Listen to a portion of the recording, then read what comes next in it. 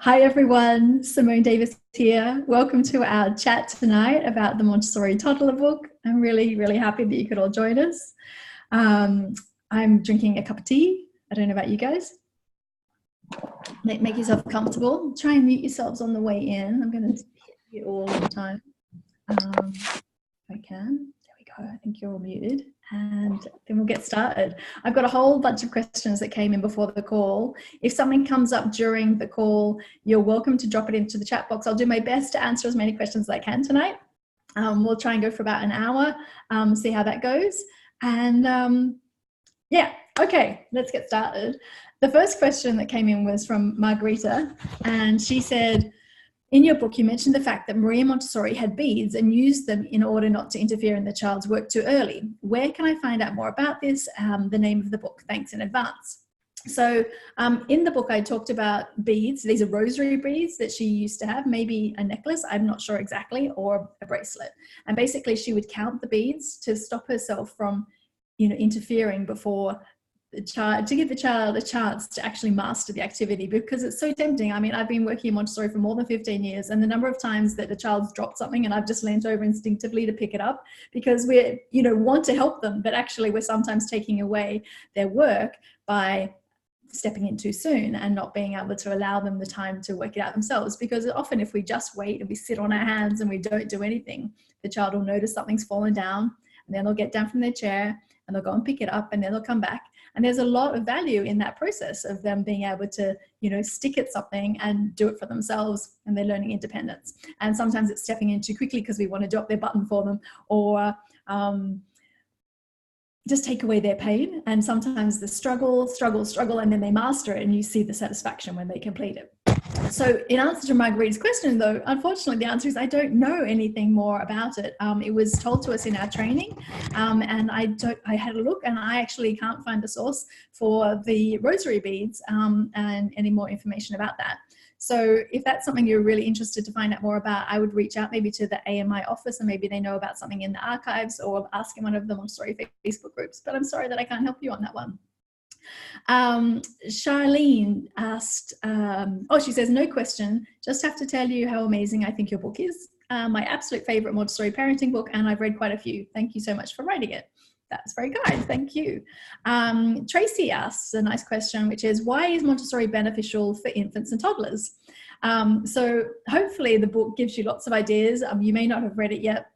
And I think the thing that I love the most about Montessori, that I think the infants and toddlers benefit from, is this acceptance for the child for who they are, this unique child on their own unique individual timeline, and they're learning in their own unique way. Because in a traditional parenting approach, it's pretty much like do as I say, not as I do. There's a lot of not really seeing what your child needs as opposed to what a whole class of children needs, and everyone's treated the same. And I know, well, anyone that I speak with, they just want to be seen for themselves and accepted. And when I look at an adult in the same way as I look at a toddler, with this, open view, not trying to judge them, seeing where they're at, listening to them and being heard, then they just really feel valued. And so I think that's what Montessori can give the child. Plus, when us as adults, the parent or a teacher, is a guide rather than a boss or a servant, I feel like they feel so supported then, because they kind of know that even when they're having a hard time, their parents still love them, or the teacher, still loves them. Maybe their behavior isn't okay, but they know that them themselves, will feel supported. And even with their behavior, we're even trying not to say something's bad or good, because we're just really understanding that they're doing their best in this moment.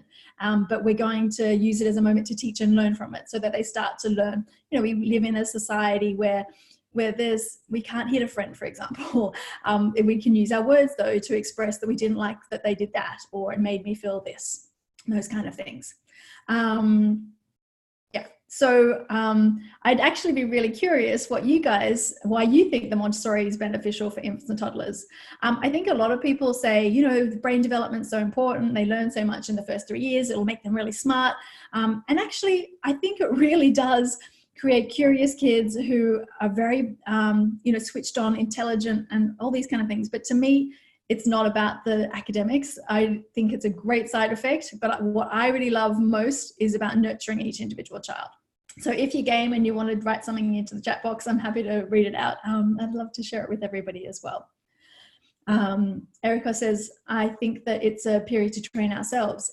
I think you're absolutely right, because for me anyway, personally, when I came to Montessori, it was a way of realizing that they've got an absorbent mind, so they're picking up everything, an enormous opportunity, as I say, but also an enormous responsibility, because I really want to be the best person I am. And how can I, if I've never parented a child before, what do I want them to take away, and how do I want them to view me as their parents? And if you've never been raised in a way where you're respectful with the children, it's like learning a new language. And so it doesn't happen overnight. And I feel like I'm still adding layers and layers after 15 years and reading different books and doing different trainings, and things like nonviolent communication, I think adds a whole nother layer, onto those kind of skills as well. It's really beautiful. Thanks, Ericos, for your contribution. Yeah, and also just that respect for children, respect for others. And if you start that from birth, when you're respectfully handling a baby, I think that's really, they're learning that if I respect you, then they learn how to respect other people as well. So don't forget that. Okay, Nicole asks, I have a 2-month-old and a 2-year-old. My 2-year-old sometimes has a hard time when the baby's with us. He's very attached to me and will sometimes have a tantrum when the baby is crying. How can I best handle it when he prefers me and refuses help from dad, or has a meltdown when I'm holding the crying baby? I want to meet both their needs, to stay patient and to avoid tantrums. This is so difficult. One, I really feel you, because I know what it's like. You've got your hands full and you're doing your best. The other thing is that a Montessori household doesn't mean that everything's going to be peaceful and calm and that there's not going to be any tears. We sometimes can't avoid tantrums. That is probably the first thing, is is there anything can I do to avoid them, getting upset in the first place? But how do I handle it when it happens? So things like avoiding tantrums is when I'm going to be feeding the baby, that there's maybe a basket set up with some toys and some books so that they can come out and I can help them as much as possible. At 2 years old, they could help themselves to a glass of water. They like doing little jobs for us. So can you help us? Being prepared basically is a big step in it, big part in it as well. But then sometimes they're going to need something right now. And then in our Montessori training and in my Montessori classroom, I'm always having to almost be like that nurse at the emergency, where you're saying whose need is greater right now. I'm doing my best to manage everyone's needs, but I have to basically inventory. If someone's hurt, that goes straight to the top. If someone's upset, but there's another need being met, then it's going to be doing my best to help them calm down, even though my hands are full. What sometimes helps parents is to think of themselves like an activity. So how we say, oh, that toy will be available soon if someone else is playing with it. They can say, I'll be available soon. You're no different, but sometimes we feel like I should be doing more. Sorry, my earphone's falling out. I should be doing more. And so then we're actually giving ourselves a hard time. And then the child picks up that we're feeling uncomfortable. And actually the calmer we can stay and say, wow, you're really having a hard time. I'm finishing feeding the baby and I will be available very soon. Because 95% of the times we can meet their needs almost, immediately. We can be at their help and support. But for those 5% of times when it's just an emergency, then we're doing our best to manage it in a tricky situation. So one is, when you say I want to meet both their needs, to stay patient and to avoid tantrums, I think staying patient is actually the most important part of it. Avoiding the tantrums, like I said, we can try, but sometimes we have to deal with it. And then when they're having a tantrum and we're not available physically because we've decided that the other thing is more important, then we can say, it looks like you're really upset right now. And basically with tantrums, we're helping them calm down. Some kids want to be cuddled when they're having a tantrum, and some want to be, throwing themselves on the ground. They push you away anyway. So you can maybe sit closer or get them to come and sit next to you so that you can have a hand on them and to support them that way. And then they're going through all of their emotions. And the other thing about tantrums is that I think sometimes we want to speed up tantrums to get them done because they're uncomfortable. They're not nice for us. And you think that the child's not enjoying it. Of course they're not. But what I find is actually when we just allow all of the energy out from a tantrum, you then see the child kind of go, and then actually it is fully processed. And I find they're much more stable then for the rest of the day. Otherwise, every time they kind of like bump their knee, there's like a huge like meltdown, and then the next thing happens and it's a consistent thing. So yes, what we go back to staying patient. So because if we can stay calm and I'd say, yeah, I see you're having a hard time. How can I help you now?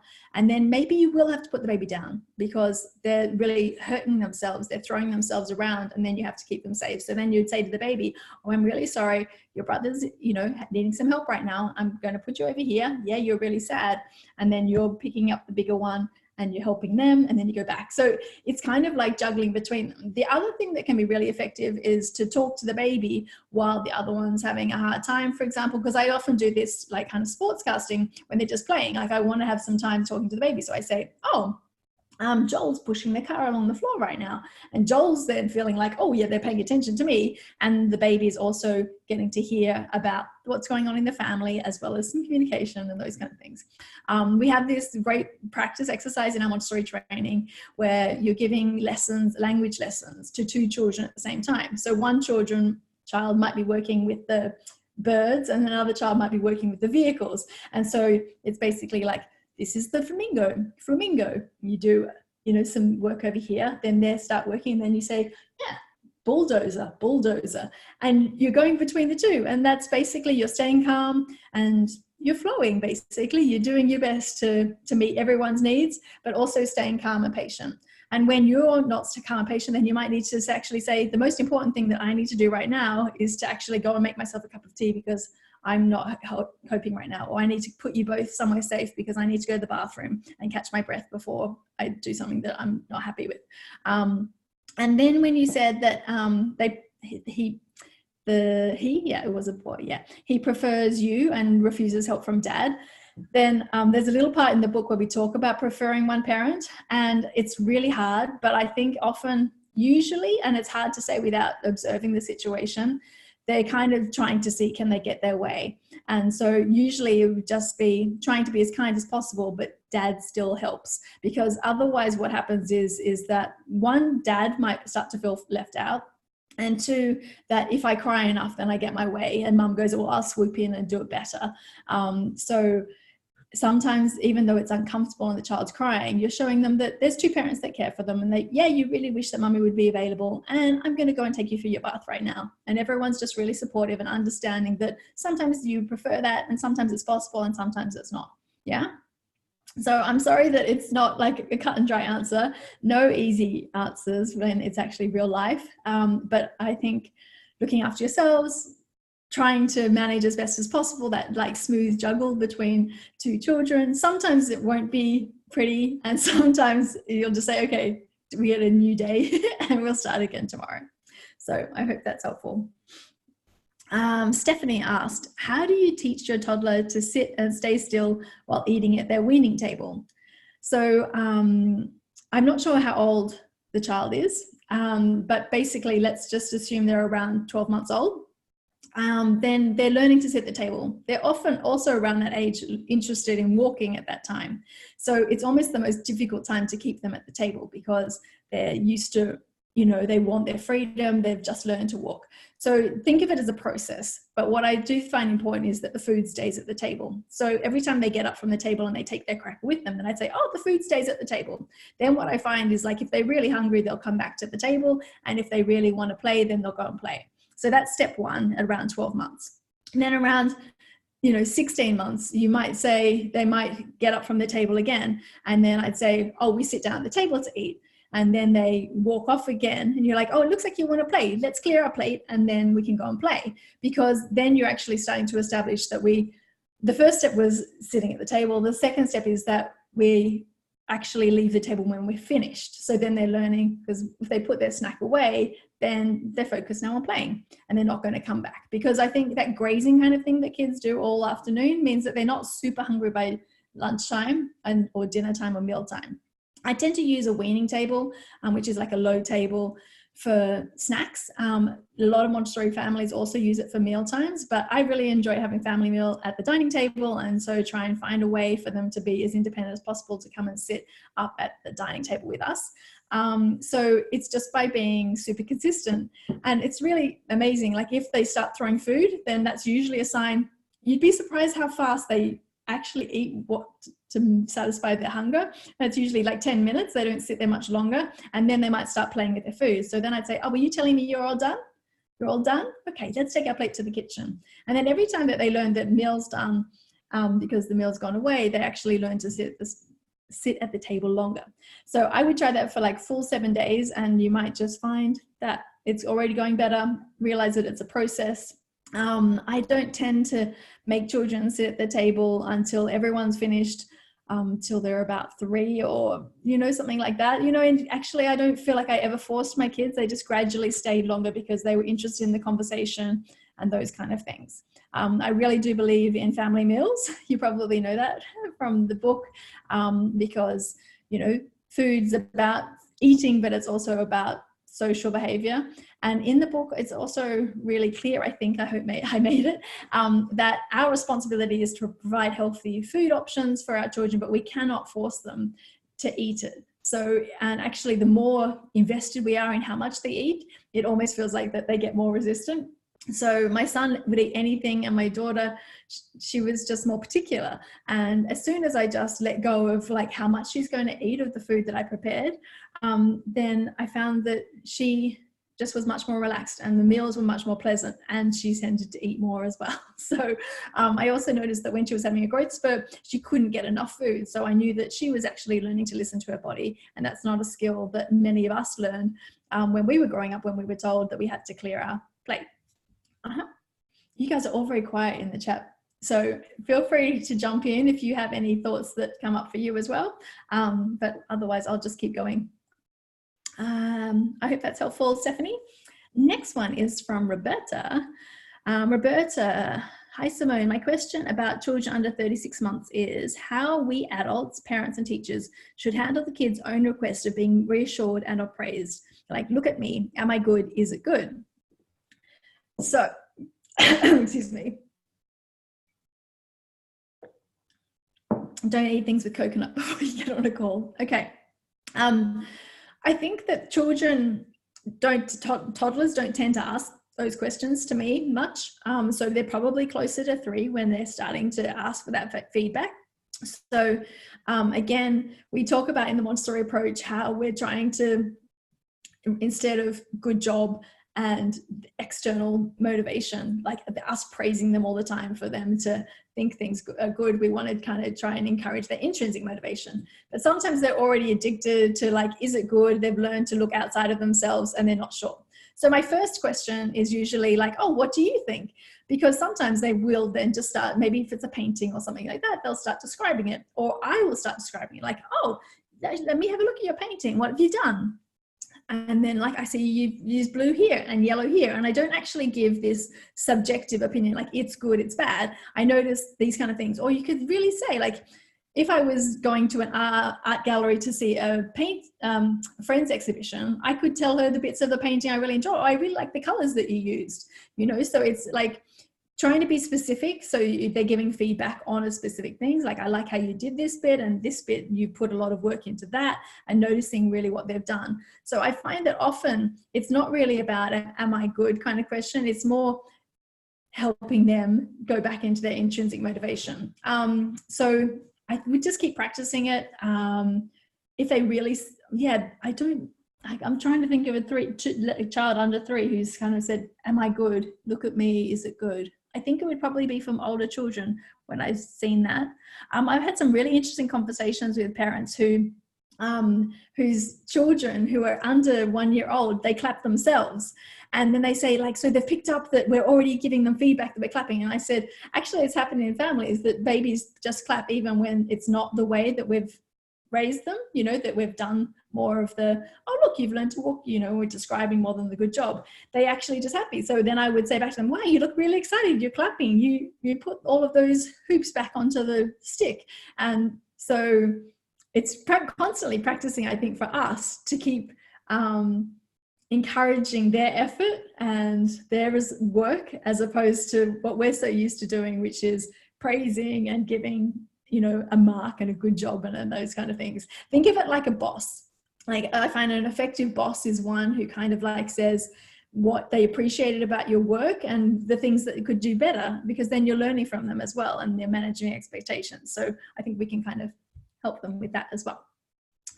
Okay, so in the chat room we have a question. My big question right now is how to start changing diapers in the bathroom. What do you do at nighttime? Should we keep a dresser changing table? Okay, so I'm not sure what age they are. You're welcome to drop it in the chat box if you wanted. But it depends where your bathroom is. Sometimes it's a logistic thing as well. So if you've got a young baby, for example, then I would keep changing it in the bedroom, because if you need to change a diaper in the middle of the night. Not that many toddlers I know poop during the night. He's 18 months. Okay. And he does still poop during the evening at nighttime. Sometimes it happens, right? But what you could do is, if you feel like it's too disruptive, that it's waking him up too much to go into the bathroom, then I would maybe have a change mat that you could just put on the floor in the bedroom, and then you just put it away as well. Because what I find anyway, by 18 months, they're not really wanting to lie down very much to be changed in any case. So I try and keep consistent where we change them, and that ideally would be the bathroom. And if it's occasionally in the middle of the night, then I think it wouldn't hurt to just have the change mat nearby to keep it, you know, so that is, particularly if your bathroom's on the other side of the house and it's quite a long way to go. The thing is though, is that in the middle of the night when they're going to use the potty, they're going to have to learn how to get to the bathroom. So maybe if they're going to be awake anyway, you could just continue to go to the bathroom to change them. He's 18 months and in the mornings he poops. Is it?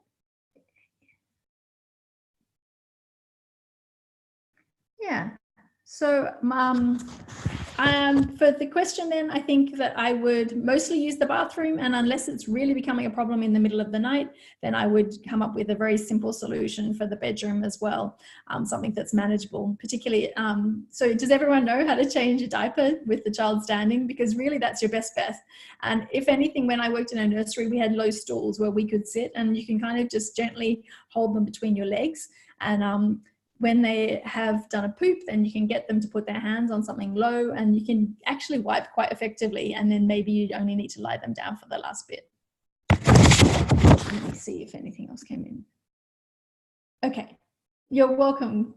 I'm glad that's helpful. Okay, and then there's another one in the chat box here. Paola says, hi, what about eating in the high chair and then throwing food to the floor at 14 months? Yeah, so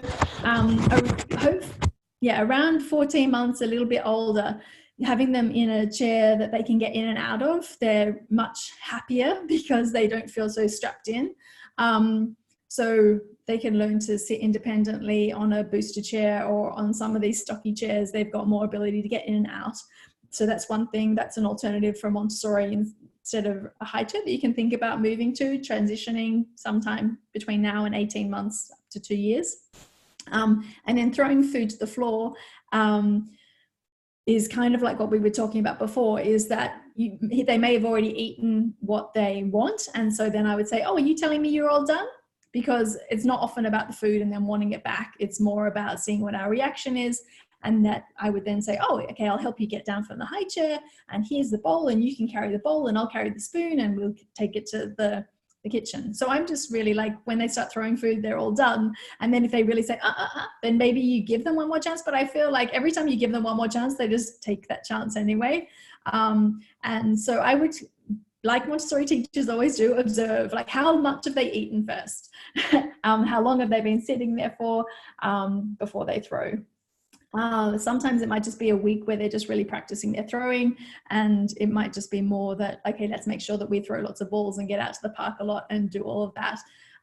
Also, I would just put less food onto their plate, and sometimes the most successful meals in our house were always when we had like bowls of food in the middle and people could add to their own plate. And so sometimes we put way too much food onto their plate and then they throw it because it feels too much. So you're better off putting a few pieces of food onto the plate, they eat those, and then they can top it up and they can start serving themselves. So in a couple of months, it's also going to get much easier because the kids in my classes, they love like pouring their own juice. And these children are from 16 months old when we start doing the group snack time. So you'll be able to have fun with that. And again, when they pour their own juice, I put in like a tiny amount. So only put out as much as you want to clean up. Well, I hope that's helpful. Let me go down.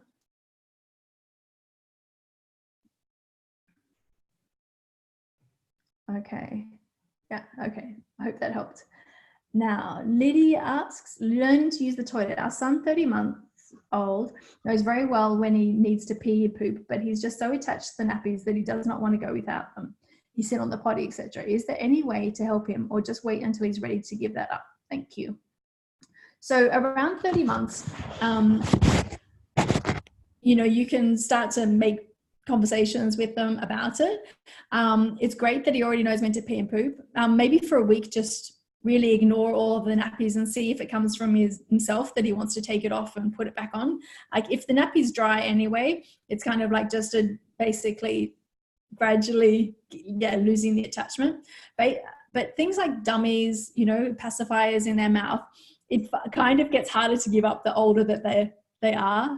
So maybe it would be that you make a conversation with him that, you know, the diapers, he's growing out of the diapers, and you know that in the next 2 weeks we're going to be giving up the diapers and we're really going to enjoy having the diapers, and you mark on the calendar and he sees and you cross off the days getting closer to it, and that, you know, you can have a little, you know, thank you party to diapers, but the diapers are now being passed on to a baby, you know, this kind of thing.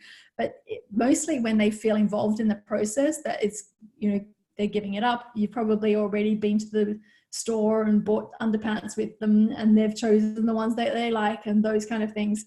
But I think we need probably a little bit of help to help him give up. I don't know many children who from themselves, well, sometimes they just go, I don't want the nappy anymore. Sometimes when they've diaper, nappy, whichever you use is the word, maybe at daycare they see older kids, you know, taking off their diapers. So that's sometimes when it becomes extrinsically motivated. But yeah, if he already knows how to use it, it is just a little bit of getting used to not having it on. And as it gets to, I don't know which part of the country, world you're in, but right here in the Netherlands, it's probably a lot warmer not to be, you know, wearing underpants around, but as much as possible, keep them just in their underpants around home without too many more clothes on, and, you know, see how that goes as well. I even, you know, you can get them to sit on the toilet, but it sounds like he's using the potty. It's just that he's taking it off. Is that right? Paula said, thank you. Lydia, thank you. He refuses to wear pants. His 2 older brothers are trying to help by modeling for him how to sit on the potty. We read books, but it just seems he wants to keep his old pattern. That's really interesting, because you even have, you know, family members who also use the potty. So I would drop the pushing from anyone and, you know, keep offering the, you can just in the morning just say, would you like to wear your pants or your diaper? Okay, you want to wear your diaper, da, da, da. And then maybe if he's open to it, then you could, you know, have a conversation about when it would happen, put it on the calendar, and that it kind of just like the pacifier. Then it might just be a really difficult week or so, but you support him. Wow, you're really finding it hard. Yeah, there's no diapers and we're wearing our pants. Yeah, you're really pushing me. You're really not enjoying it. And really just understanding that it's really difficult because something didn't go his way.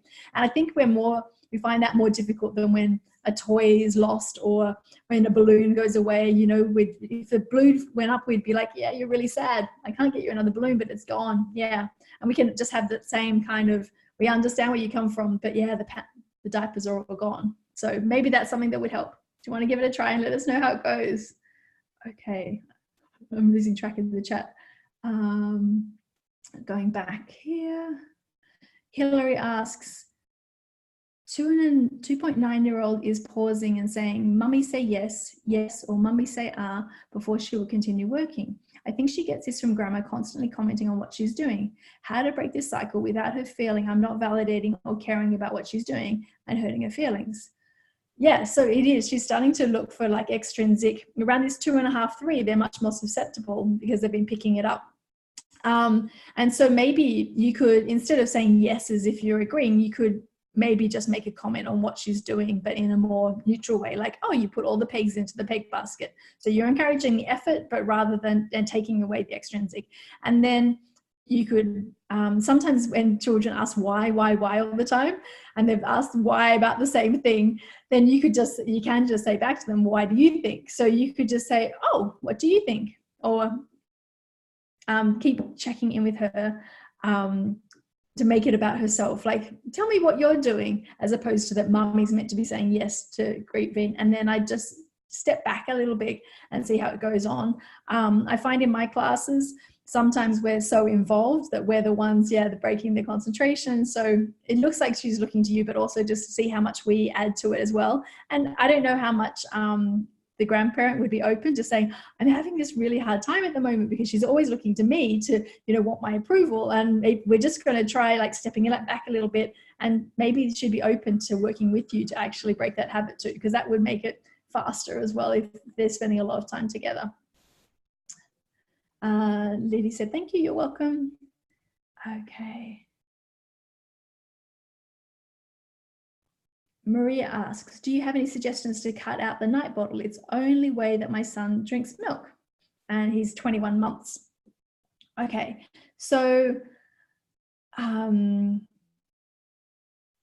Maria, so the night bottle, I know some people have had like milk in the bottle and then start watering it down, and then at a certain point they don't like it so much. Switching it completely to water and offering water instead can work, but just gradually switching the amount.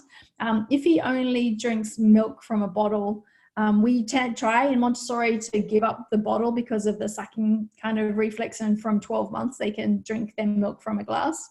And again, it's often our attachment to them needing to drink milk, and it's unconventional, but, and I'm not a dietitian or anything like this, it's just our habits, is to say, like, don't worry if he doesn't drink milk for a whole week, it will be okay, he's not going to do anything. And when he isn't getting it by the bottle anymore, he will gradually move to a glass. So it's unconventional wisdom, but this is something like he sounds like he's more addicted to the bottle perhaps than the milk, and that's one way that you can help to gradually pull back the milk bottles at night. Does that help?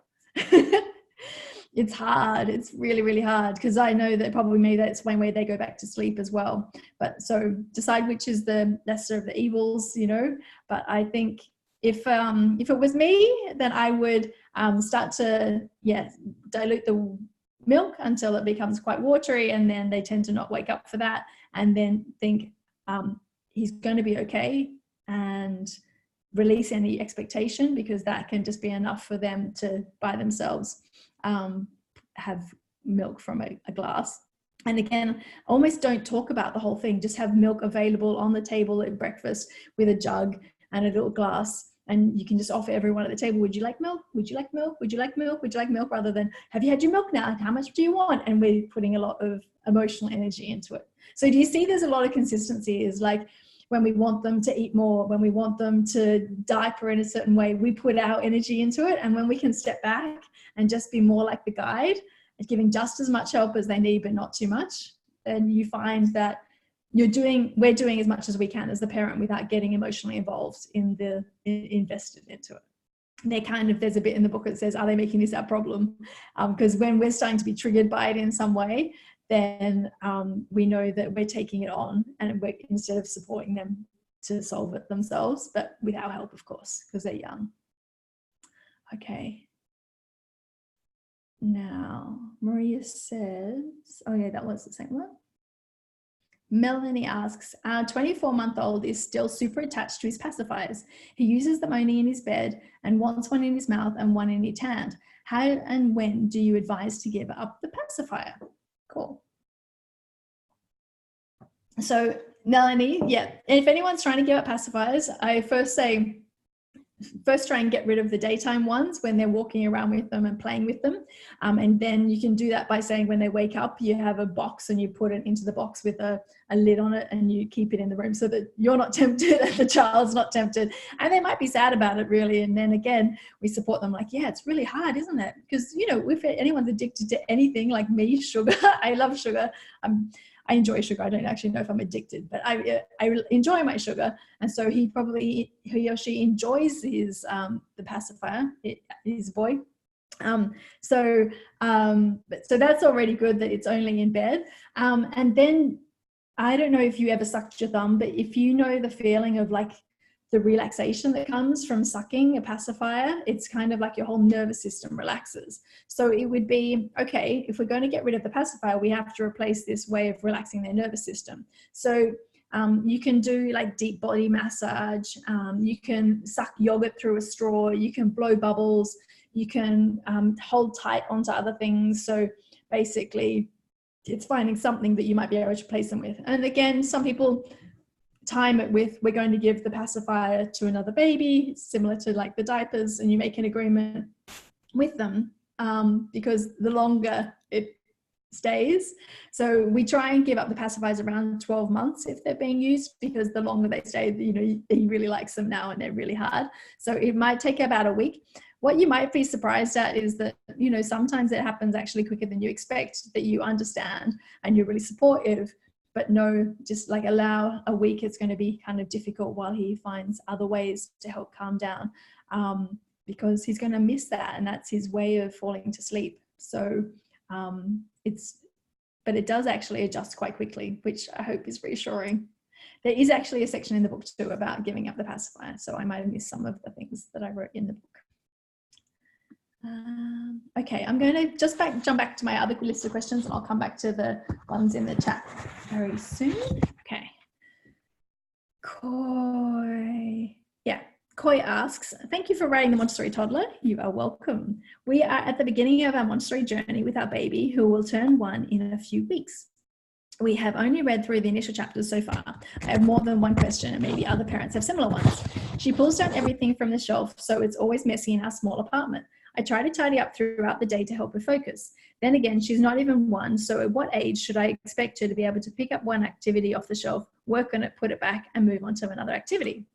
Yeah, so at 12 months old, then I wouldn't be expecting them to be able to put things back yet. But what I do really have is like a fixed place for everything, so that when they play with something and then they see us put it back, they learn that there's a place for everything and everything in its place. And so you're laying the foundation for when they start to crawl. I think I see young toddlers start to put things back, so that might be expected. It goes a little bit faster in families where you've got older siblings who are modeling it, of course, and staying really relaxed about it. I only have about 6 activities out at a time, because in a certain age group there's only a certain amount of skills that they're mastering at that time, so that there shouldn't be that many things if they've pulled a few out. In my baby class, for example, one baby might pull something out and then another child will take over and the other one baby will crawl off. So it's very organic. And then by the time they move into my toddler class around 16 months, we start to show them that there's a work cycle, that they bring it to the table, they work at the table, and then they bring it back. But it's often the parent who's doing it alongside them. And I just say that putting things away is a process, and it might take 6 months. It often goes quicker than the 6 months, but it just to lay the expectation that it might be not till the child's 2 or so before they're actually putting them all the way back. So you just have to decide yourself, is it going to be after they've played with each toy that I put it back, or am I just going to do that, you know, once an hour or when I feel like it? But in our house, sometimes I was happy with them, like, because they might get some blocks out and then they had some animals, and rather than saying you have to put the blocks away before you play with animals, then they started building something for the animals. So you don't want to step in and break their creativity either.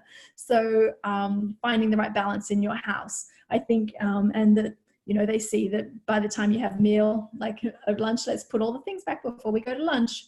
It might be as casual as that. So everyone has different, you know, expectations, and try and be as clear and consistent as possible, so it's always the same in your house. The next question, was, according to your guide of Montessori activities for 9 to 12 months, she's behind on all of them. Should I be worried? I will demonstrate an activity, but she either has no interest for rings over a dowel. She'll just either play with the ring or the dowel, or does the opposite of the activity. For putting blocks in a bowl, she'll pick up the bowl to empty it each time. How do I know when she's ready for a particular fine motor skill activity? So actually, this is perfect because every child develops on their own developmental timeline. And so if I've said 9 to 12 months, these are some things that they'd be interested in. You're absolutely right. And maybe I should be more specific in my guide, is that taking the dowels off, I'm taking the rings off, is actually the first step. And like, for example, I have a puzzle of circles, but mostly they're pulling them out and then one day they fit them back in. But I'm still having them out because they're working their pincer in lots of different ways. So emptying the bowl is the first step to putting them back in. And what they're actually doing in that is feeling and exploring and doing everything. So actually that's perfect. And then you're like, okay, how can I encourage those things even more? So if she likes taking it off, what else can I, maybe there could be like an old box that you put silk scarves in and she pulls those out. So keep looking at exactly, it's always observing and seeing what ways she, coordinating things. Is she having two hands working together yet? Or which movements is it? Like often they work like this, and then it gradually will get more refined to like maybe 4 fingers against 1 thumb. And how can you experiment and try to find those things? So behind it's relative, because maybe she's very vocal and she's already talking in sentences. We don't know. Everyone develops on a different timeline. So please, nothing's wrong, and the children can have developmental delays, but that's also fine because that's their own path and we're always just there meeting them where they're at. Yeah. So I hope that's reassuring. And just keep, how do you know they're ready for a particular skill? Just keep seeing what they're doing with it and keep offering similar activities, and then maybe something just a little bit harder to keep challenging them. Hope that helps. Okay. She started having tantrums already. When she shrieks because she doesn't get her way, we tell her, stop, please use a soft voice. There's no need to scream. We're right here listening to you. Is that okay? I'm not sure that she fully understands everything at 11.5 months. So 11.5-month babies understand a lot. And even more helpful than saying, don't shout, would just be like, I hear you're really sad right now. Can you show me? Or what did you want to tell me? Because when we say don't shout, or please use the soft, this is something that I would use maybe with an older child, like just modeling a very quiet voice. But also maybe that's something we could also keep in mind, is you can also use a very quiet voice when they're shouting at us, and sometimes we get louder because we're mirroring them and they're mirroring us, and it just gets loud. The whole thing gets louder. So 1, keep ourselves really calm. 2, I would be more translating for her. Wow, you're really upset right now. Yeah, you didn't go your way. Yeah, I'm really sorry about that. Because telling her not to scream, she's can't not control that. She's so upset, and we're helping them calm down. But I would more, when a child's whinging or complaining, and then they've got more control over their voice, and then and then you can work on the volumes. So they're like, oh, we use our quiet voice to ask mummy, and then show them how you like to be spoken to. Sometimes even you might find that it's more effective to give a lesson about what voice we use at a time when they're not super upset, because they can't hear you. Like at the moment she's in tantrum mode. So we talk about flipping our lid by Dan Siegel. And this is like your brain. This is your prefrontal cortex, which is the rational part of your brain. And when you're having a tantrum, your brain looks more like this, and your adult often mirrors you. So they look like this. And we've got 2 people who can't really rationalize anything until we've calmed down. Yeah. And we close the lid, and then we can talk to, wow, you're really upset. Yeah. Next time you can ask me, that kind of thing.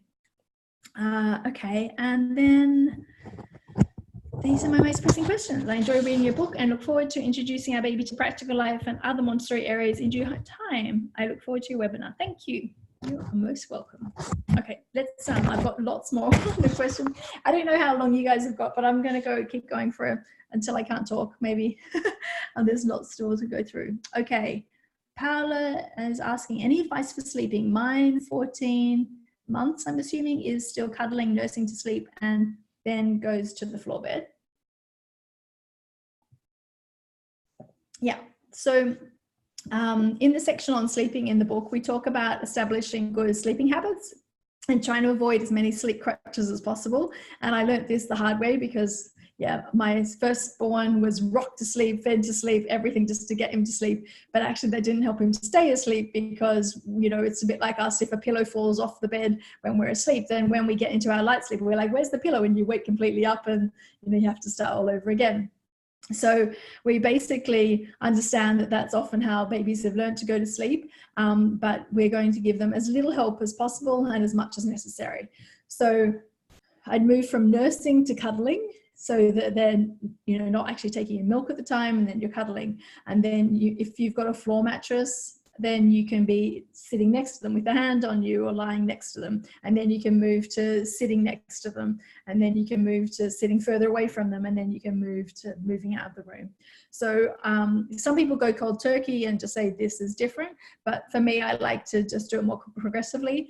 And, you know, that could be over the space of a week or two, just gradually, you know, them getting used to a different way of falling asleep, which is a new pattern, but it's totally possible and can be quite effective in a short amount of time when you actually almost do like be scientist about it. Like Montessori, you can do observation, like how long did it take them to fall asleep? What were they holding? In what position did they fall asleep? How long did they stay asleep for?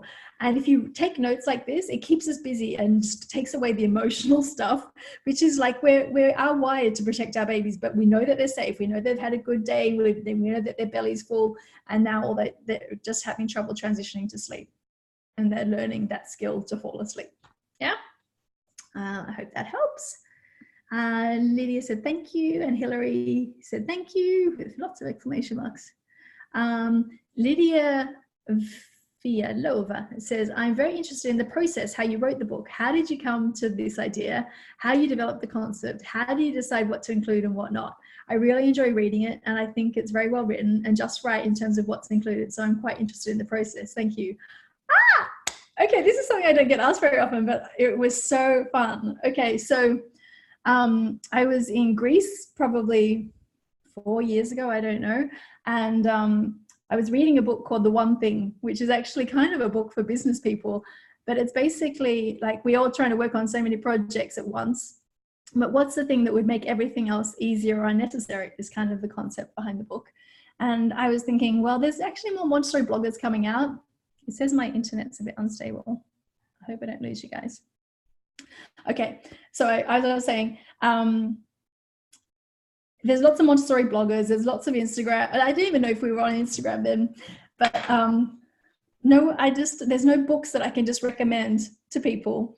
I say always, I like this one, and I like a little bit of this one, I like a little bit of this one. I thought after 15 years, maybe I know like enough about everything. And what was really fun about the process is I sat on my bike then for 2 years, kind of formulating in my head how the Montessori theory goes into home. And then I came up with this idea that there's kind of the Montessori activities, there's how you set up your home and how you parent in a Montessori way. And I have a background in accounting. So I did a bachelor degree in accounting and worked as an accountant first. And I think that my brain kind of schemas things. So for me, I find organizing and outlining quite easy. So when I finally sat down 2 years later to write the outline took me, excuse me while I adjust my seat. It took me half an hour to write, and already the 10 chapters kind of fell into place. And I had the opportunity to go to France on a house swap. And when I don't have 2 children around, I wrote 12 hours a day for 10 days. And I would work for about an hour before I'd get tired. Then I'd go make a cup of tea. And then about 15 minutes later, I'd sit back down and work for about another hour. And it was really easy to write because basically any question that anyone's ever asked me in my classes, I just was like writing to them, you know, oh, so you asked me how we're having trouble sleeping, just like the questions you're asking me now. And it fell into a book. And a lot of that writing was actually done in those first 10 days. It spent many months then trying to form it into, you know, because what I would do as well is if you're ever thinking of writing a book, rather than thinking, oh, I need to go and look up that source now and I'll then you get distracted by the internet. I just kept putting asterisks, filling the source here. And I had a notebook by me anytime I had another idea come up that I wanted to put somewhere else, I did that. Anyway, it was just so much fun to write. And who knew it was so fun to like see that everything was in my brain formed a book. So it was a really fun, beautiful process. And I'm so happy that it's spreading around the world like crazy. And the book's having a life of its own. And I'm just really happy that I birthed it just like my other 2 children. So thank you for your question. I hope that helped. And actually, I didn't choose to leave much out. I really wanted to include as much as I could, but I write in a very concise way because I'm very practical and I want to just know, okay, they tell me not to do this and but if you look at it, there's enough theory, but it doesn't go deep into the research because sometimes we just need to know how to get on with it. Okay. Erica asks, we have a newborn of 5 weeks old. We try to inform her already of what we're going to do, e.g. I'm going to lift you, I'm going to change your diaper now. What was impressive was that in the beginning, she was crying when we were cleaning her face with a coldish wipe. And when we started to ask it, can I clean your face with this cold wipe, and touching the wipe on her hand, she was accepting it and didn't cry anymore. Our question is on how to deal with more difficult, intrusive tasks like providing vitamins. We feel that she's tortured when we force her to open her mouth. It's something that she must take for her proper development. Thanks in advance. That must be really difficult. And I think it's really beautiful the way that you handle your baby and you tell her exactly what's going on. The same sportscasting I think would help, and you're not going to necessarily get her permission, but you're going to say, these vitamins are really important for your body and I'm going to help you take them.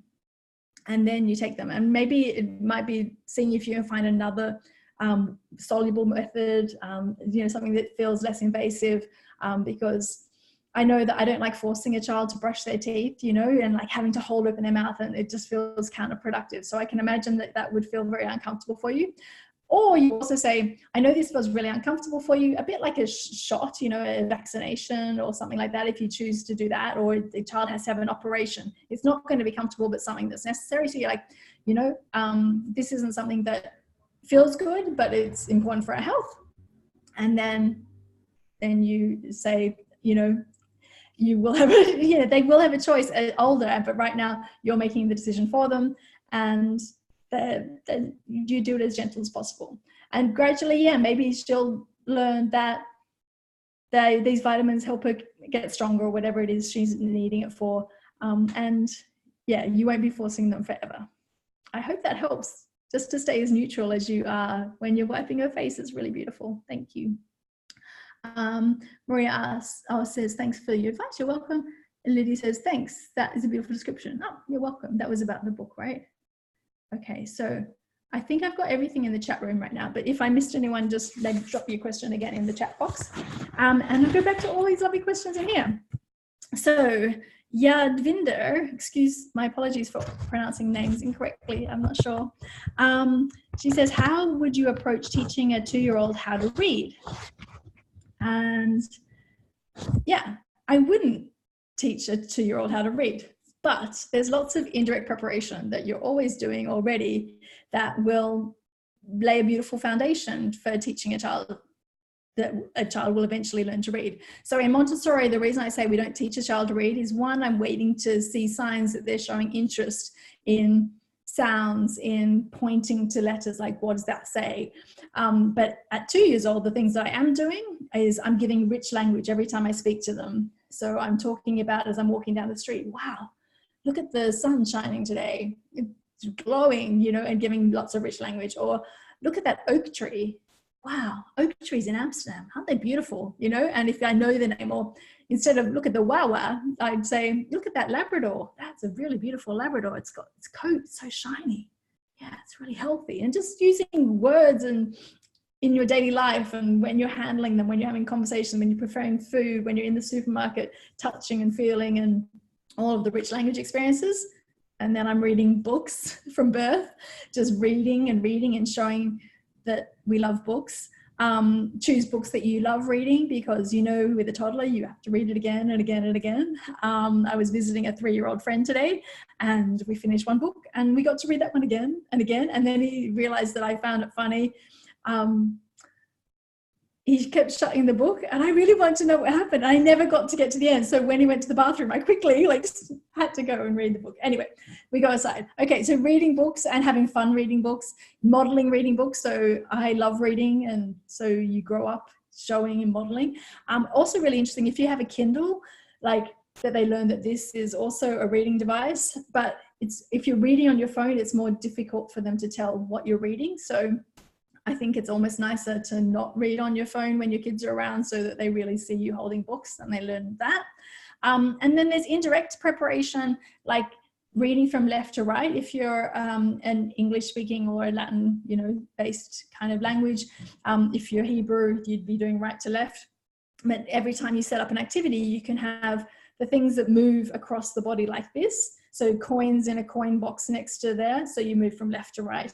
And that's going to be how they track along the page. Ball trackers, where you're learning to cross the midline, crossing the midline. All of these things are going to help. Even sequencing, like in practical life, beginning, middles, and ends. These are all things that help build reading skills. But yeah, when we say, how can I make my child read? Then we're realizing we're probably going top down instead of looking at our child and going bottom up. Yeah. So I hope that helps you, Edvinda. Deepti asks, I'm a working mother. I work 9 to 10 hours in a day. How to handle separation anxiety? So yeah, that is a lot. And I'm really, it's a great question. Like, how can I best meet my child's needs? So parents need to work sometimes, and sometimes we'll be away for 9 to 10 hours. And so it's finding someone that you are happy to leave them with, because the child will also pick up how you feel about the carer.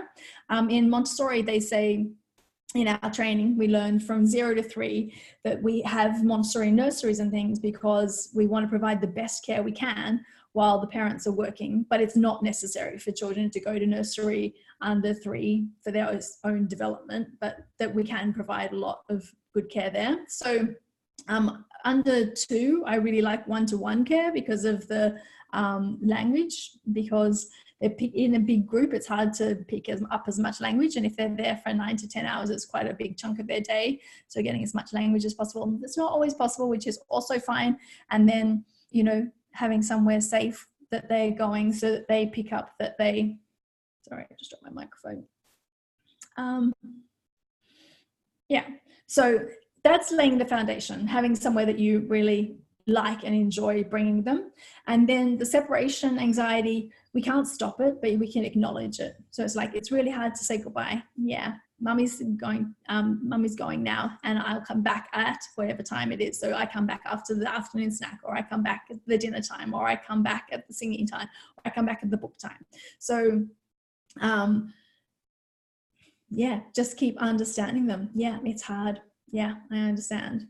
Yeah, I'm saying goodbye. But I wouldn't start saying, I miss you too, and putting all of that back onto them, because in a way we have to handle our own emotions and speak to friends about it, speak to a psychologist about it, speak to someone to park our own things somewhere else. And we can then just be the rock and supportive for the child that's having the hard time separating.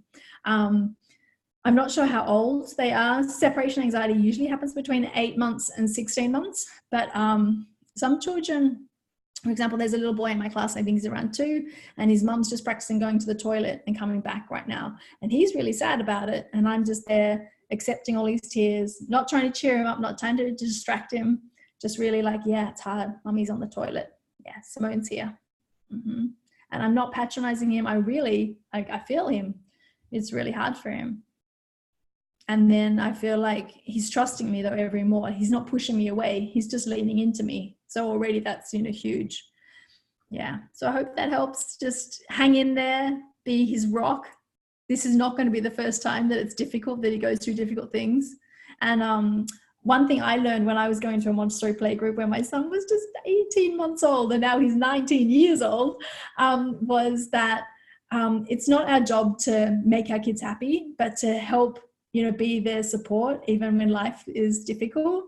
And that's when I think we really show up as Montessori parents, when we show up with the love and the support and that care, even when they're having a hard time. So we're not distracting them and we're not trying to cheer them up. We're just acknowledging their feelings, feeling for them and supporting them as much as we can. And as little as possible sometimes, yeah. Okay. asks, when the child is about 20 to 24 months and has not cleaned up and put back his work on the shelf after working, shall we patiently remind him to clean up, and then only after he's put everything back he can do the next activity? What should we say to the child to remind him of his work so that he will listen? When is it appropriate for us to help him clean up? And when should we insist on letting them clean up by himself? Thank you. My tea's quite cold now. We all know that, don't we, parents? Okay. We covered a little bit already earlier in the call about putting things back, that it's a process, but around 20 to 24 months is quite a fun age to talk about it again, because they are really starting to take over more of this process.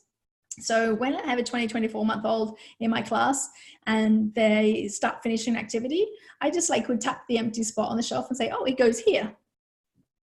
And sometimes I don't say anything at all. I just might tap the shelf, right? And count to 10 in your head,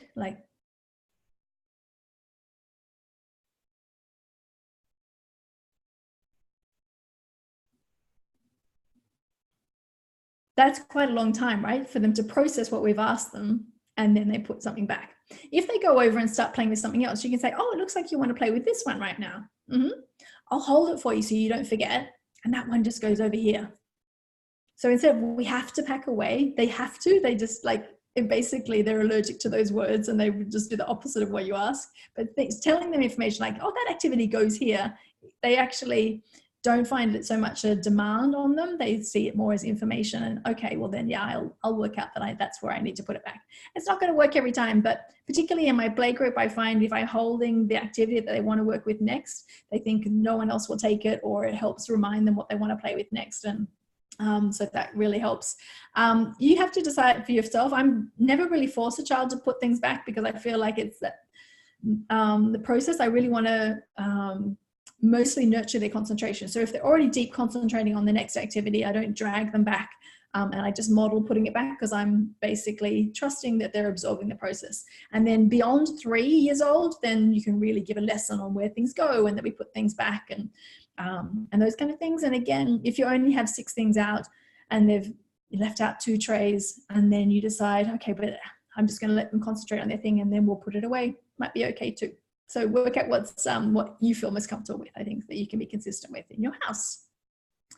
Jasmine asks, what age does this book start from? I have a 4-week-old baby and I'm struggling to find appropriate Montessori advice for under 2s.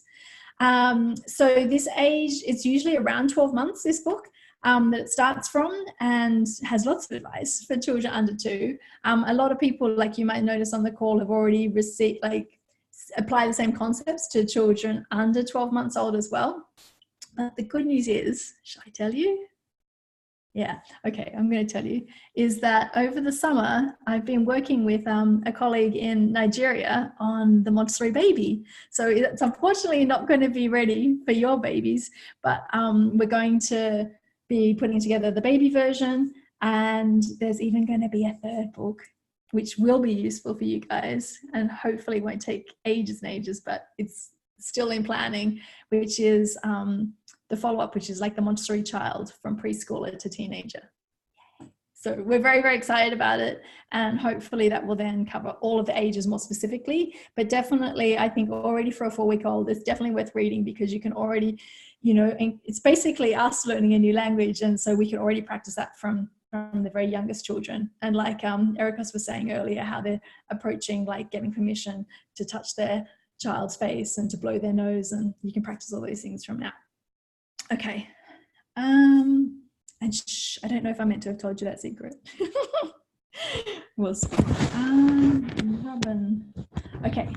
Robin asks, I understand the concept of allowing the child to work at their level. My 16-month-old toddler keeps finding things around the house, though, that are far beyond her capability, like putting the lead on the dog, putting on her own dress. She won't accept help and then gets very frustrated when she can't do it.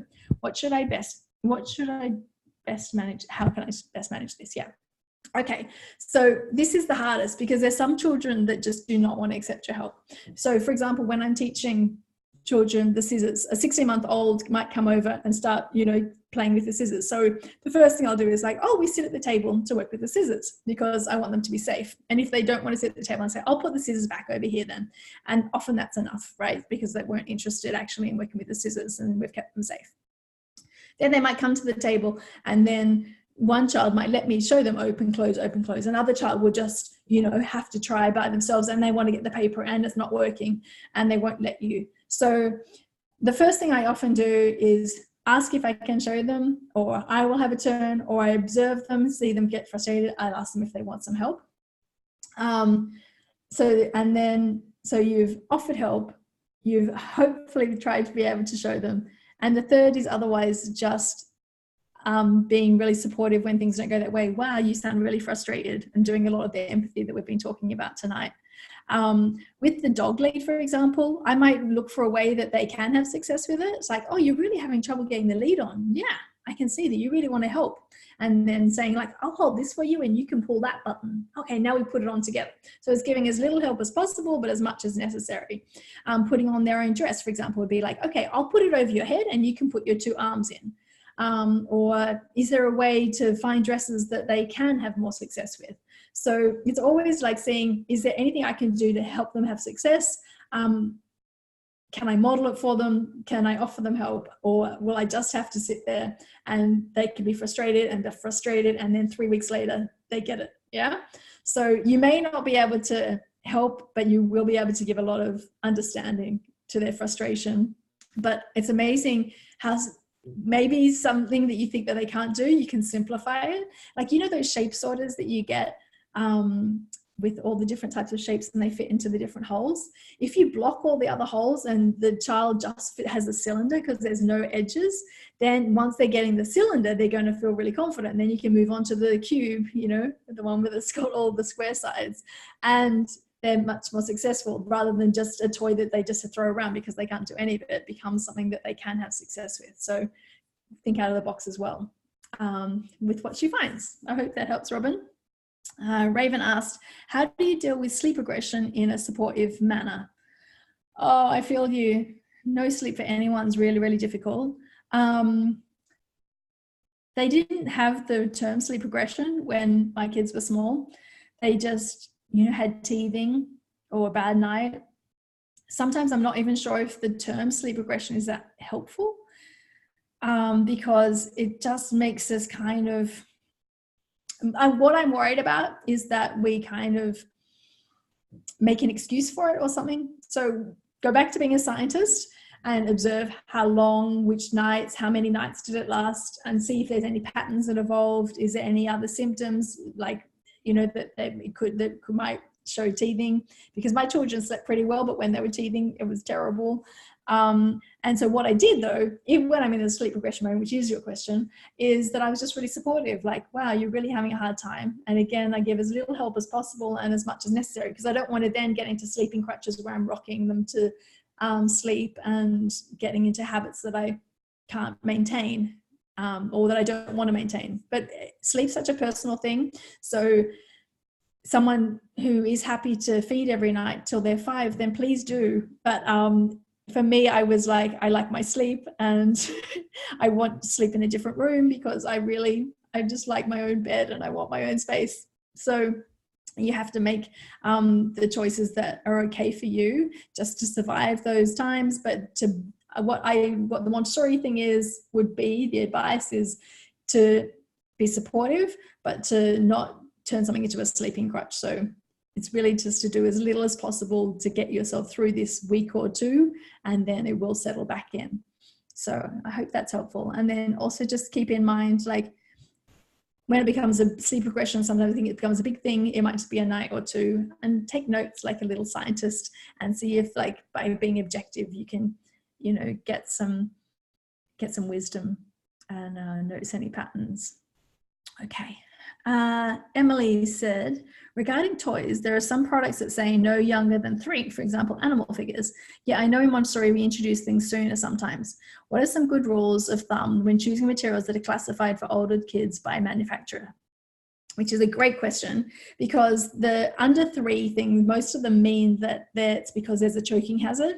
So if it's a big animal this big, that's not a choking hazard to me. But something that, you know, the old film canisters when we had 35mm film cameras, anything that fits inside one of them is a choking hazard.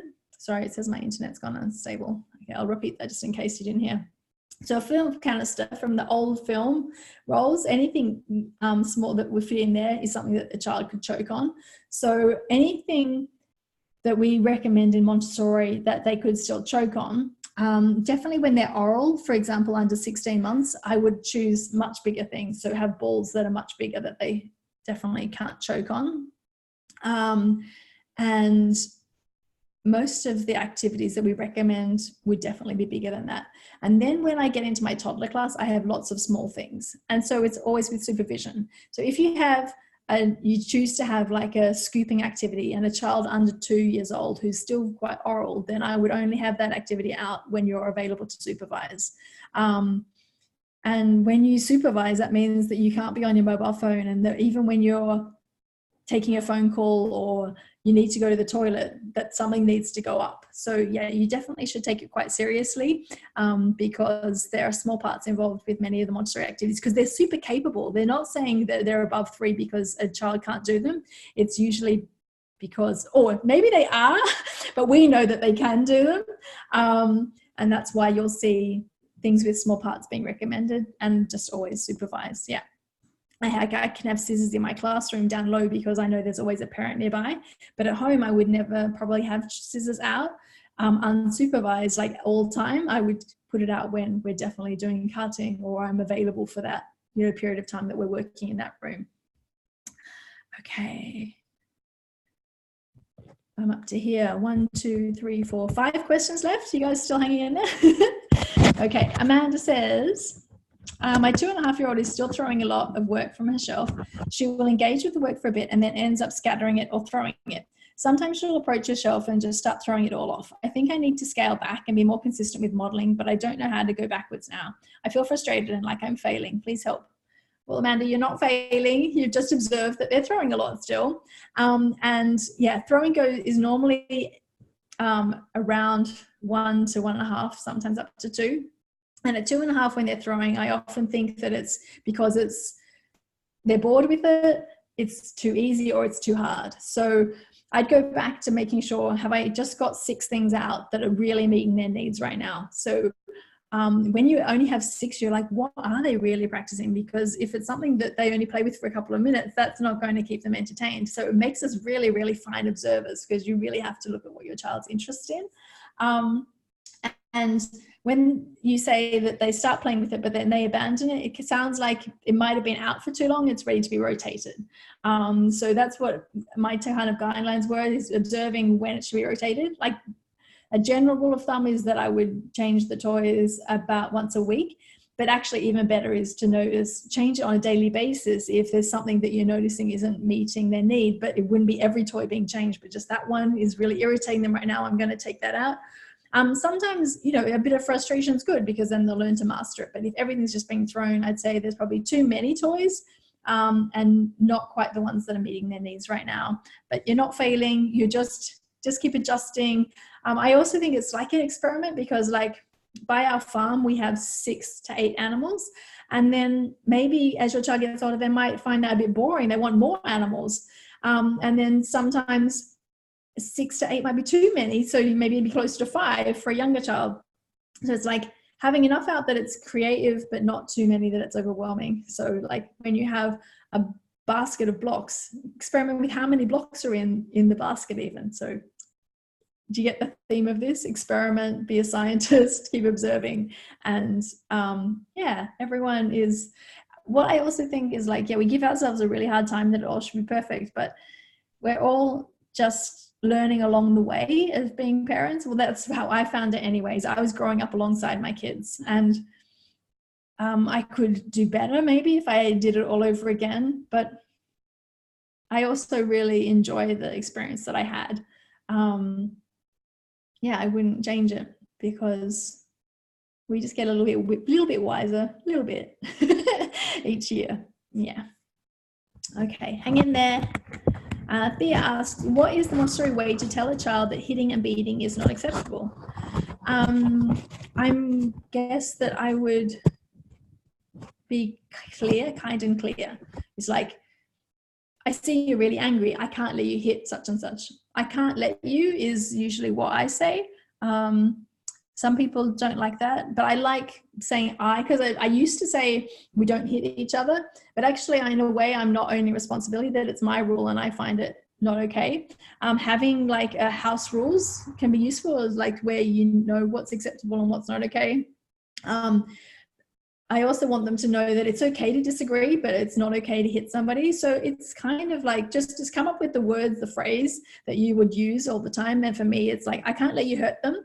You can tell them, I don't like that you took that ball away from me, you know? So I'm translating. First I'm clear, like this is I can't let you hit them.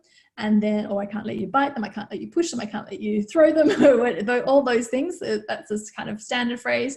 And then you tell them, you translate for them and you tell them what they could say instead. The other one that I love that Jean-Marie says, which actually isn't in the book, it's brilliant though. She just said, it's my job to keep you safe. So I say that all the time. It's my job to keep you safe. I'm going to separate you. I can't let you hurt each other. Yeah. So that one, write that on your fridge. It's my job to keep you safe. It's really kind and super clear.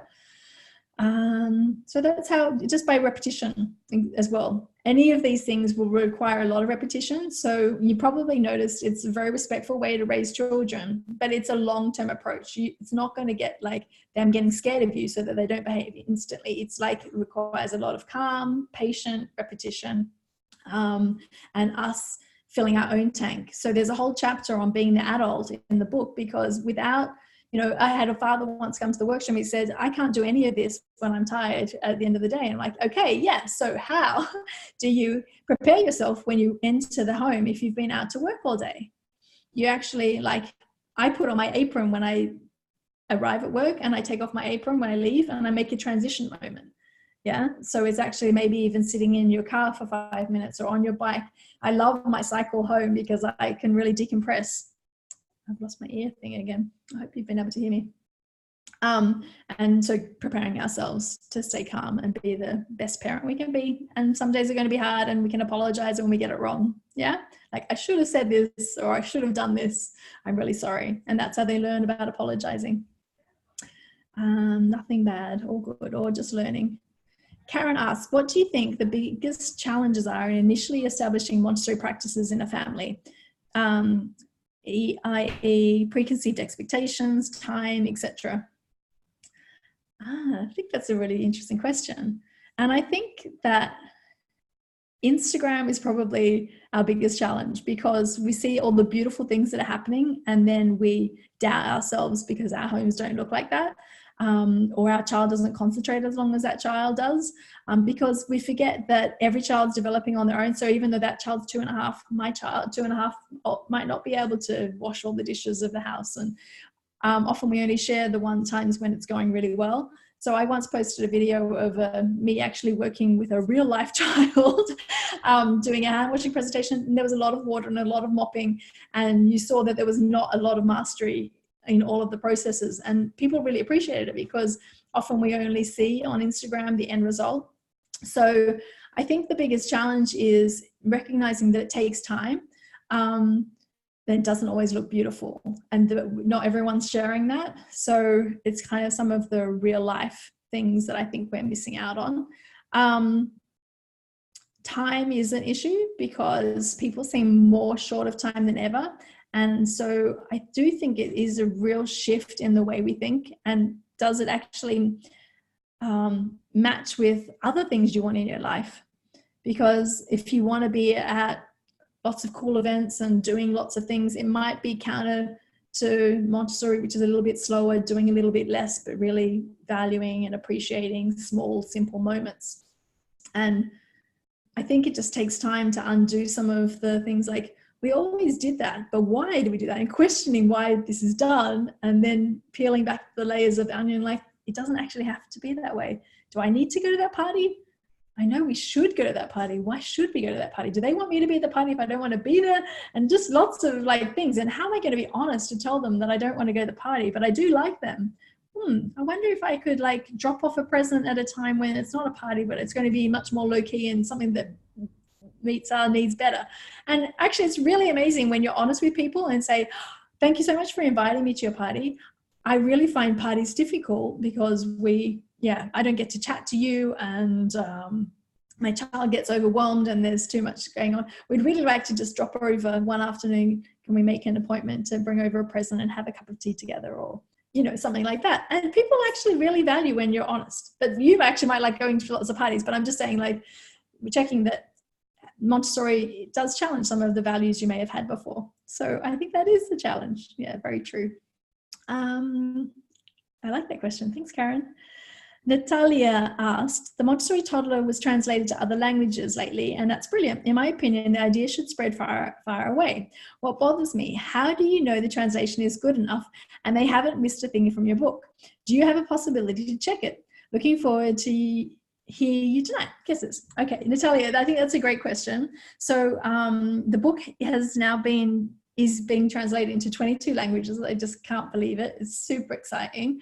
And I think that, so I said that because when I was going through the process of writing the Montessori Toddler, every word that you choose is very, it's getting late here, I'm losing my words. I've chosen it intentionally. It's very intentional, every word choice. I had a friend who edited the book with me to check that there was no language in the book that would make someone feel judged. So I'd written it and she picked up things that I'd still missed. And I cannot guarantee that the translation is done that way. And I have to let go of it because I know how much work it is. And even when we translated the book from my Australian English, when I kickstarted it through to the publisher in America, I really had to fight them on word choices that they'd made when they were translating it into American English, because they wanted to change the word make amends into apologize because it would make it shorter. And I'm like, but no, make amends is actually what I mean, because saying sorry is something that's just one part of sometimes making amends, and saying sorry, we don't want to force them to, but there's many options, like you can offer them a wet cloth and those kind of things. So all that to say is that, one, I had to let go of it and just trust that they're people who are wanting to spread that message in a positive way. Two, I'm getting one of the clauses, if they buy the rights to translate into another language, is that they will get an AMI Montessori teacher to check it, because some of the language is very Montessori specific. And so I was worried that that might be lost in translation. And three, based on the questions that I got for the Dutch edition, which I can help with because I speak Dutch, they were so detailed in the questions they asked me that I really felt like there was a lot of care taken in a lot of the translations. But I have to just let go of all my words being translated exactly. And I really hope that it's the same essence. I think it is. And mostly they're also using Hiyoko's illustrations, and so that calm presence that the whole book is, hopefully is being translated as well. So thank you for your question and your concern. And yeah, you'll have to let me know if you ever have a different language and you've read the English version. Okay, Daniela, last question for here. If anyone's got any other burning questions, now is the time to drop them in the chat box because we're about to wrap up. I have two questions. My 13-month-old likes to be in my arms most of the time, and if I put him down, he whinges, and sometimes he almost tries to make himself injured to get my attention. I tried different things from Montessori activities to help me around, but he doesn't stop crying. I'm running out of ideas. How can I deal with this situation in a Montessori way? Okay, and then the second question. So again, this is really difficult. It's like giving up the pacifier, the diaper, and sometimes having to put him down, because I don't know about you, but I wouldn't be able to get anything done if I had a 13-month-old in my arms all the time. So it's understanding that, like, it's not going to happen straight away. It's as like, if a child's used to us being right next to them, I would move 10 centimeters back, not into the other room. And the more that they're clinging to me, I want them to be independent, the more they pull closer. So one is really filling up their bucket. So from the moment you wake up, you cuddle, you read books together, you fill their tank before you need to get on with the other things like getting dressed and having breakfast and leaving for work or going to daycare or going to an activity or whatever your routine is. So you really fill their tank. When they're hugging you, you really hug back. And yeah, so they're really feeling like their tank's full. Then when you know that you've given a lot of connection time, because I think sometimes like we're so busy trying to make our kids independent, the connection's an important basis, otherwise you get no cooperation, right, without connection. Then you do what you need to do. Yeah, I'm making my toast now. We're going to get breakfast ready. I'm going to put you down here. Yeah, you're really sad about it. I'm making my toast, and I would talk through what I'm doing, and then, oh, thanks for waiting. Now I'm back again, you know? But I just try and stay super relaxed and calm. Every time I put them down, they cry. You're really sad about it. And then you put them back. So you're trying to pretty much, again, not make it your problem, but be supportive and understanding that they're finding it difficult. And then you build up little bits where eventually you might be able to put them down, go to the toilet, come back, and they're 13 months. So they're right still in the middle of separation anxiety. I don't know, without observing, if there's any other things that have changed, like there's a house move, you're pregnant with another child, there's been visitors, lots of things like that can affect the situation as well. So everything I've given tonight is based on not having observed in your situation, and I'm giving general advice, but do check out all those extra things that can affect a situation as well. And so I wouldn't try distracting, because I think that sometimes that's not actually honoring the feeling, and it's better to work it through and to really face it. Even as ugly and hard as it is, it's harder to see a child crying, but otherwise the distraction, they realize they're kind of feeling manipulated and a bit tricked. So I really try not to do that, but to be really empathetic and to understand, but also that you have your needs too. Yeah, you need that and I need that, and it's going to be okay. By 13 months, I hate to say should, I don't like that word should, they should be interested in the world around them, starting to get curious. So I think I would start to make them curious, be curious with them about the world around them, so that they want to explore, make them feel safe, whatever makes them feel safe so they want to explore. That's really important. Make time for them to explore. There's so many things that it could be, so it's really hard to say, but there's a few ideas to get you started. My second question is that he's waking up more than 6 times during the night and makes it impossible to leave him alone in his bed. His bed is on the floor and he crawls to my side of the bed if I don't go to assist him. He slept in his bed from 10 to 12 months old, and in the last 2 weeks he's back in our bed and he continues waking up, but he breastfeeds and continues sleeping. Any ideas how to make him sleep back in his bed and sleeping during the night? Okay, so with sleeping situations in general, they become a problem only when one of the parties is not happy about it. And so if the parent's not happy with how the thing is going, then that's enough reason to make a change. Because some people will co-sleep well into their, for life really, or 5, 6, and if it works for your family, then continue to do it. But what I hear from this situation is it sounds like they don't want them to be in their bed. So we have that choice to say, it looks like you really want to come into the bed, but your bed's over here. And so keep putting them back into their bed and give them as much help as possible. It sounds like it's only 2 weeks again that it's got bad, which actually is more like a blip, and it will get better again, as opposed to that they're never going to sleep in their bed again. So it might just be like starting again by sitting next to them to fall asleep, and then moving a little bit further away. And if they're waking up a lot at night to feed, it will get better once they're not feeding at nighttime. I know, like in the book, I tell about a mum who had fallen asleep on the couch one night, and her child didn't wake up because they didn't smell the milk. And so she ended up sleeping on the couch for the whole week, and the child stopped the night waking. That's an extreme situation, but that is a situation as well. I know that when my daughter was sleeping in our room when we had visitors, she'd always wake up much more at night because she had the milk access and woke up much earlier. So it will get easier, the night waking, once the feeding stops at night. And yeah, that now, right now, when it's really difficult, I'd go back to sitting by the bed, spending a little bit more time, giving a little bit more help now, and then gradually moving and weaning yourself off again. So I hope that's really helpful.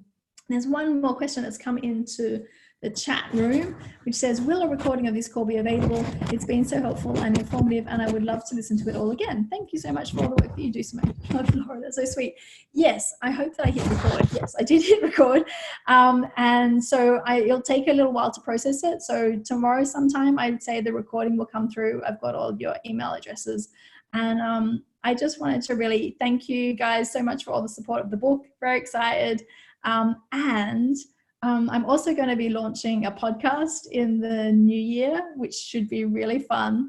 I'm going to start with a season of 8 weeks, and it's going to be less about like experts coming onto the show and more about kind of the stuff we touched on tonight, which is like the real Montessori stuff just happening in families and how people, you know, do Montessori in real life, because I think that that can be really expansive for people to see, oh yeah, I remember hearing about how that 3-year-old like make pancakes for their breakfast. I didn't even know that was possible. And it's not because they just said to the 3-year-old, make pancakes. They've been building and scaffolding the skills over many years. Or I remember how these children, you know, they were talking about how the children were fighting and how they were able to, you know, manage that situation. Anyway, I'm hoping that it will just be rich, long, rambling conversations that will inspire you all. So looking forward to sharing that with you. Hopefully you're all on the newsletter. Actually, I might add you to the newsletter, and if you don't want it, then you can go off, but then you'll find out about anything new that's happening in the Montessori notebook world. Thank you again for all your support. Robin said, thanks so much, Simone, for this discussion, but even more for the book. So helpful for all our family. You are most welcome. That's a great place to wrap up. And good night, everyone. I'll stop the recording now.